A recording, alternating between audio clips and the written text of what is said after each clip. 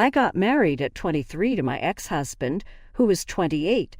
Our marriage lasted a year and 5 months before we decided to go our separate ways. It was a mutual decision because we couldn't imagine spending the rest of our lives together. We were constantly fighting and couldn't even be in the same room without arguing. So getting a divorce was the best option. My parents were supportive because they knew not to meddle in my life. However, my mother-in-law wasn't as understanding. She believed that divorce meant giving up on the marriage and thought we should always keep trying to make it work. She never left my father-in-law despite his multiple affairs. I didn't share her views and tried to explain this to her as gently as possible since she had always been kind to me during my marriage. I felt worse about breaking her heart than about the divorce itself. The divorce was finalized about 2 years ago, and that was the last time I heard from or spoke to my ex-husband. I moved to a different part of the city for work, and we didn't stay in touch. We didn't have many mutual friends, just a couple we were close to from our first internship. I haven't kept up with him, and assumed he hasn't kept up with me either. We didn't even follow each other on social media. We didn't hate each other. We were civil but had enough of each other by the end. After my divorce, I thought I'd stay single for a while, but then I met my current partner, my fiancé. We've been together for about a year, and he didn't mind that I started dating him just 7 months after my divorce. My ex and I had been mentally separated for a long time. The legal process just made it seem longer. My fiancé knew about my past and didn't care that I'd been married before, but his mother was a bit more uptight about it when I first met her 6 months into our relationship. She was poly, but closed off and didn't warm up to me despite meeting me a few more times. So I decided to just go with the flow. If she eventually liked me, great. If not, at least I tried. Then came the pregnancy. My fiancé and I found out I was pregnant 4 weeks in, and I decided to keep the baby. He was thrilled, even though we'd only been together for a short while and weren't married. None of that mattered to him. He knew deep down that I was the one for him, and I felt the same way. We didn't rush into marriage because I didn't want another wedding so soon. My fiancé respected my feelings, especially since my emotions and hormones were all over the place during the pregnancy. I didn't want to agree to something and then regret it later. I might feel differently about marriage once the baby is born. I didn't think it was a good idea to jump from one marriage to another. I wanted to make things work with my fiancé during and after the pregnancy, to see how we'd handle situations. Only then would I be ready for a second marriage. I felt I was being rational and reasonable, and my fiancé agreed with me. However, his mother thought I was being too dramatic and insisted we get married before the baby arrived. She believed that babies born outside of marriage are illegitimate and called them a certain word I won't repeat because I dislike it. I didn't agree with her at all, but chose not to argue because it didn't seem worth it. Neither my fiancé nor I cared about her opinion as long as we were okay with our plans. During the 7th month of my pregnancy, my fiancé proposed, and I said yes immediately. I knew he was the right man for me. I had never felt that way with my ex, so I knew this was real. Marriage could wait, but we were at least engaged. His mother wasn't happy, but there was nothing we could do about that, and we didn't want to fix it. She had been sour throughout the pregnancy and ruined my vibe every time she visited us to see the baby. Every time she'd visit, she'd wait for my fiancé to leave the room before lecturing me on the importance of marriage before having a child. She even read articles to support her point. I just had to nod along and pretend to care. Then, almost a week ago, I went into labor and was rushed to the hospital by my parents because my fiancé was at work. My parents had been coming over to look after me as I was close to my due date. My mother-in-law had volunteered to be with me, but I'd rather be alone than with her. My fiancé came to the hospital as soon as he could, and so did his parents. Everyone I expected was there within an hour, but then my ex-mother-in-law suddenly barged into the room. We had a private birthing suite, and only 2 people were allowed in the room at once, and just one during delivery. I chose my fiancé and my mom to stay with me. My ex-mother-in-law, however, forced her way past the hospital staff and my family, declaring that the baby I was giving birth to was her son's. I hadn't seen her son, my ex, in 2 years since our divorce. She had to be dragged out by 2 male nurses while she screamed at me to admit I'd been cheating on my fiancé. Her outburst was loud enough for the entire hospital to hear. My fiancé was shocked but tried not to let it affect him. His mother, however, became outraged and stormed into the room, demanding my mother leave so she could talk to me. When my mother refused, she started arguing with her right there. During labor, I was in so much pain that I didn't care about anyone else's feelings. When my boyfriend's mom started causing a scene, I yelled at her to get out, or I have security remove her. I had been trying to stay calm throughout my pregnancy, but the labor pain was too much, and I finally lost my cool. Even the nurse was surprised by my outburst, as she had been trying to get my boyfriend's mom out of the room for 3 minutes while she argued with my mom. After my outburst, she finally left, and I focused on delivering my baby. A couple of hours later, I gave birth to my son. I didn't want to think about my ex-mother-in-law, so I told everyone but my fiancé to go home and that I'd meet them later. It was past midnight by then, and my fiancé was incredibly supportive, staying with me and taking care of me throughout the night. The next day, when we got home, I told my fiancé I didn't want to see his mother for a few days. He seemed surprised, thinking she liked me, but he assured me he'd keep her away until I was ready. After being discharged, it was time to talk to my ex and understand what his mother had been up to. With my fiancé by my side, I called my ex. He answered, likely expecting my call. He explained that he had been seeing someone with a similar name to mine and had been keeping it a secret from his mother. My ex had been avoiding introducing his new girlfriend to his mom because she kept pestering him about getting married and having kids. His mom mistakenly assumed that he and I had gotten back together after she overheard him talking to his girlfriend on the phone. Our names sound similar, so she thought he was talking to me. Since then, she had been asking about me, and my ex let her believe we were together to stop her constant nagging about marriage and kids. He even told her I needed time to adjust and that it would be best if she stayed away from me for a while, which is why she hadn't contacted me. Unfortunately, that day at the hospital, my ex's aunt was also there for a checkup. I've only seen her a few times, but since she and my ex's mom are close, she also believed I was back with my ex. When she saw me, heavily pregnant, being rushed to the birthing suites with another man and 2 families, she immediately informed my ex's mom. That's how she ended up barging into my room. I couldn't press charges because I was busy delivering a baby, but thankfully, she was thrown out of the hospital. She went home, confronted my ex about what she saw, and finally learned the truth. However, neither of them had the courage to call and tell me any of this, waiting for me to contact them first. So I could ask, and they'd finally tell me what had happened. It was ridiculous and very irresponsible of my ex and his mother.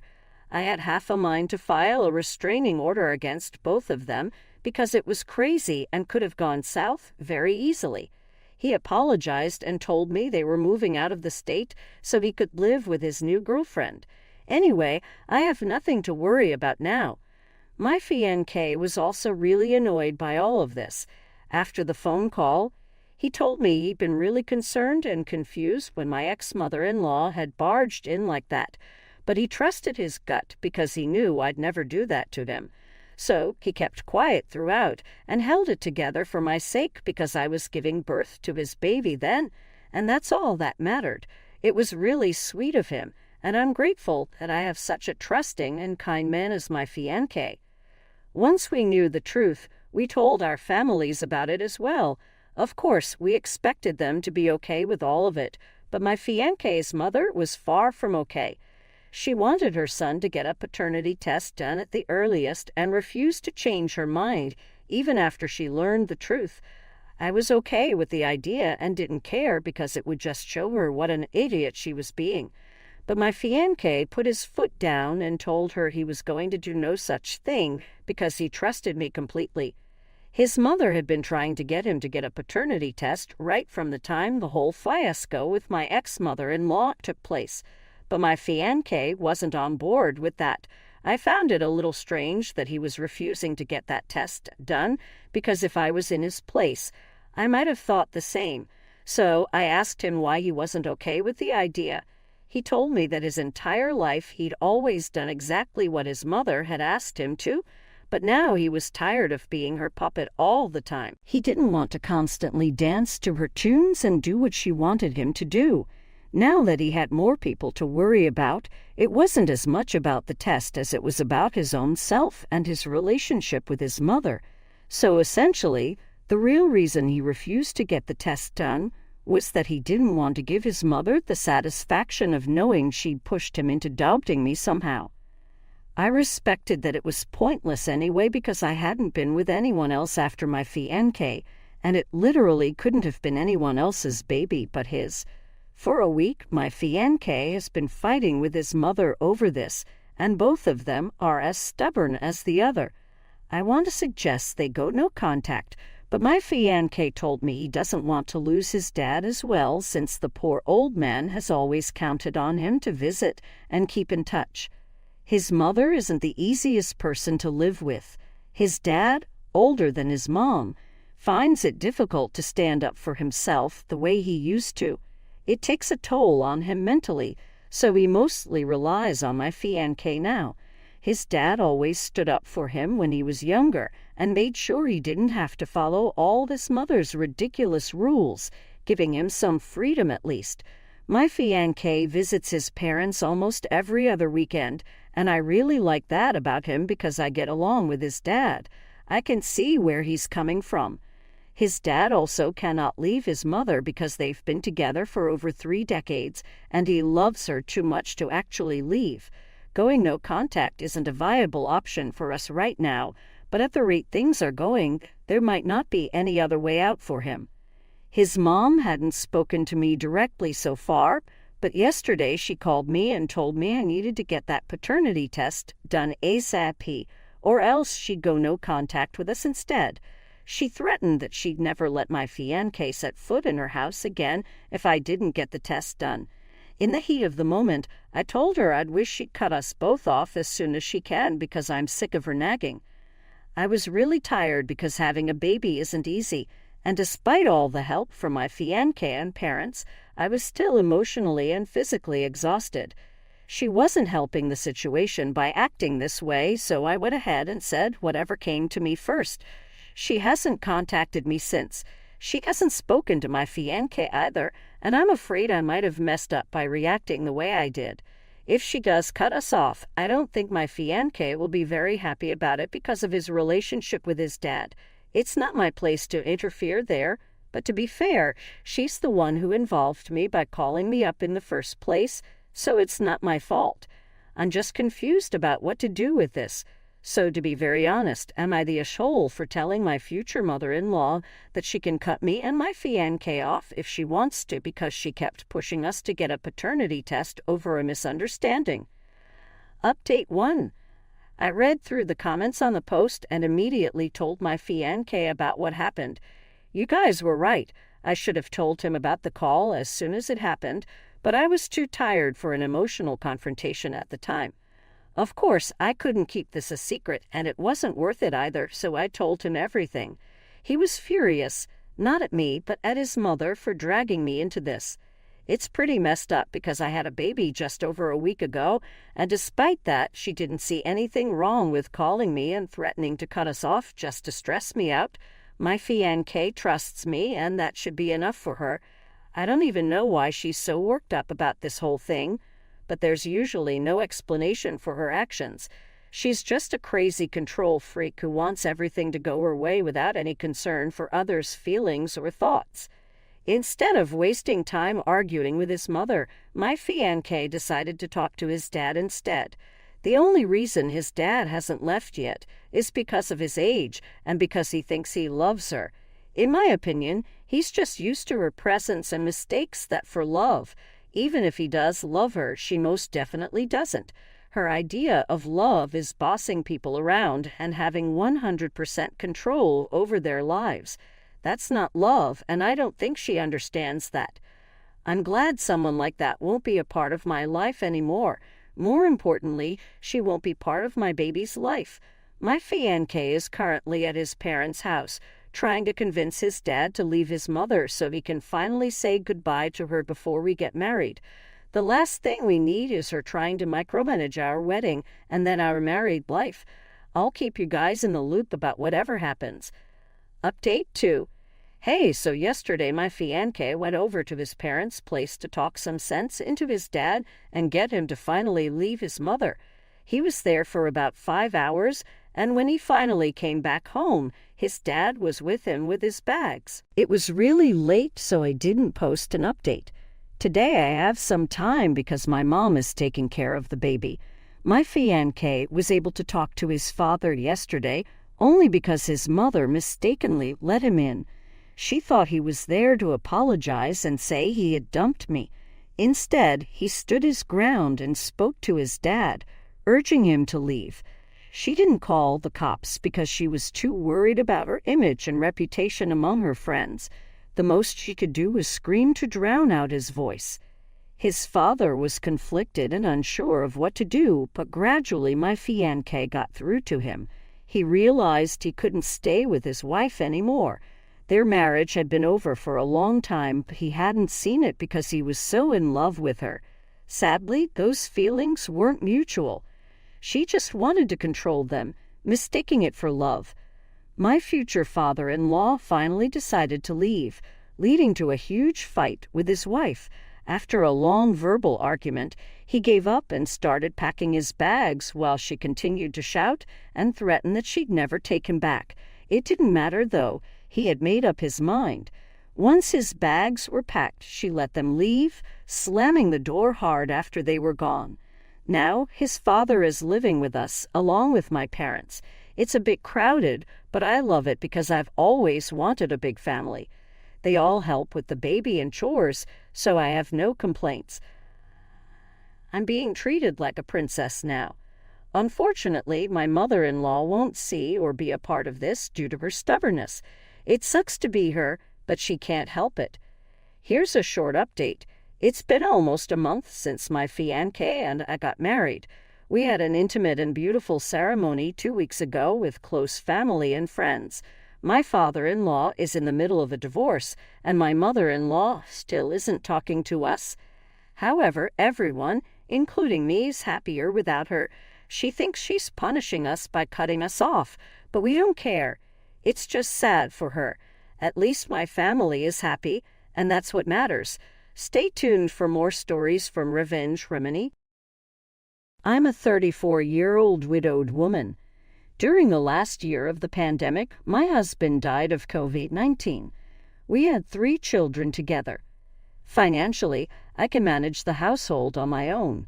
The small amount of monetary help we receive from my husband's workplace goes into our savings account for any unexpected expenses. It's been almost a year since his passing, and things have become really hard for me, both emotionally and because of my children's closeness to their grandparents. I need to maintain a relationship with them, even though they have always been passive-aggressive toward me after my husband's death. They believe they have a claim over everything that belonged to my husband, which is legally incorrect. Everything that belonged to him now belongs to me and our children. My mother-in-law, 59, is more aggressive than my father-in-law. After his son's death, he changed somewhat and got really close to our 3 children. He knows that if I leave, I'll be taking the kids with me, so he doesn't cause trouble and is quite chill about it. According to my husband's will, the land and assets he inherited from his grandfather, along with other assets and cash, are to go to me after his death. We don't have a lot, but it's enough. Raising 3 kids and myself isn't easy, and half the money will go to college tuition. So, in the long term, the money and assets aren't really that much for us. Things between my mother-in-law and father-in-law were never good. I don't know how she won over his heart, but from what I understand, they got married because she was pregnant with their first child. They had a total of 4 children. Because of their strained relationship, my husband's grandpa gave his assets to his grandchildren instead. My father-in-law was unreliable, with no good paying or stable job, and he wasn't a good father or person. My mother-in-law always expected to gain a fortune through my husband. She constantly eyed the assets he inherited and those he created himself. If she had been a nicer and kinder person, I might have considered her wishes, but she was neither of those things. In fact, she never liked me or wanted me around, so I decided to keep my distance. The only reason she is kind to my children is because of her own selfish desires. The other day, when I went to pick up my kids from her home, my mother-in-law stopped me on my way back to the car. Standing on her porch, she said she needed to talk to me about something related to my husband. She kept her words straightforward, saying that because she spent money raising her son, she deserves half of the inheritance he left. She made it very clear. When I refused to discuss her claims further, she accused me of being selfish for taking everything. She then threatened me, reminding me how she helped me get a job when I was on the brink of homelessness with my kids. She said she would tell my boss to fire me and take me to court to ruin my life. She emphasized her closeness with my boss, boasting about their friendship and how easily she could get me fired. I met my boss for the first time at my husband's funeral, as she is a close family friend. Knowing I had no job and that my in-laws wouldn't support me, she hired me as her secretary. I love my job and work hard to ensure I never give them a reason to fire me. Her threat to get me fired scared me because finding a job isn't easy. If I lose this one, it will hit me pretty hard. Everything just makes me stressed out. After hearing this, it really hurt me. I excused myself and asked her to talk to me through my lawyer. I don't know what will happen, but all I can do is pray and hope for the best. Hey everyone, I read all the comments and didn't expect this to blow up like it did. Thanks for all the upvotes. After everything happened, I contacted my lawyer and asked him what to do. He told me not to worry because I have a job contract that states I can't be fired before 2 years unless I break the rules of the firm. He suggested I explain the whole situation to my boss and bring her to our side. If my mother-in-law starts any trouble, we can charge her with verbal harassment and threatening, which is considered domestic violence. This means we can get a restraining order and sue her in court. But honestly, I don't want to go that way. I will respect the bond my husband had with them and be nice as a tribute to him. If they harm my children or me, I'll simply walk away from their life. Our absence will affect them more than anything else. After meeting with my lawyer and finding a solution, I went straight to my boss's office the next day. I fixed a meeting with her and explained the situation. She looked worried and told me a bit about her friendship with my mother-in-law. They were just normal friends whose sons grew up together. She also shared how my husband was like a son to her, and they were great friends. She lost her son in a school violence incident and always kept in contact with my husband to feel close to him. She also told me that I was offered the job because of my own capability, not because I was a family friend. She assured me that nothing other than unprofessional behavior during office hours could jeopardize my job. Feeling secure about my job, I thought things would settle down. However, a few days later, my mother-in-law came to my house demanding that I transfer the ownership of the house to her. I firmly told her no and asked her to contact me only through my lawyer.